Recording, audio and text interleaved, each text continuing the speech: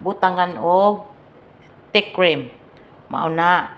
Unang gilamian kay si Lola og butangan og gamayng butter. So, ato sang pahumpanon nga mawa makuan gud siya. Ug wa moy brown sugar kani ang buhata. Mas lami pa siya sa brown sugar kay i-brown ninyo ang white sugar. Mao ni topping nako sa dates cake. Abangan niyo ha. So gibutang na nako guys og gamay nga butter. So hantod yun na magkuha na siya guys. Mag-take. Diba? Hinahinay lang mo kay kuan baya na siya. Grabe baya na makapaso. Kay gilatik gud na.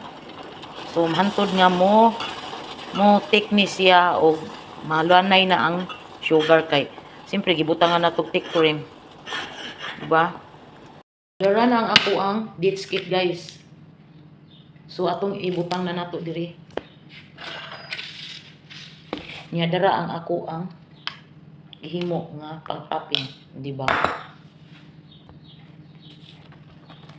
Ayan, bismillah. Bismillah. Ayan, kagwapa sa ako ang dates. Paborito gyud nila ni guys, sa tinud lang guys.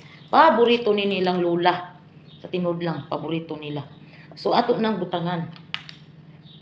Dates cake. Butangan nato kay lami kay na guys.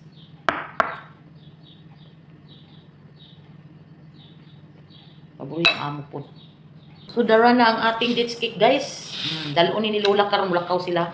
Kauban niya yung mga sister. So ayan na ang dates cake.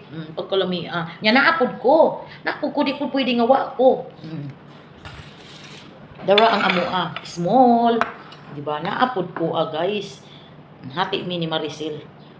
Pagkalami sa kong dates. Ay. Oh. Di ba? Pwede na ta magnegosyo pohon guys. Magnegosyo ta pohon pwede na. Oh, di ba? Yan. Pagkanamit. Ayan guys. Grabe ka fluffy guys. Pagkalami Grabe ka fluffy.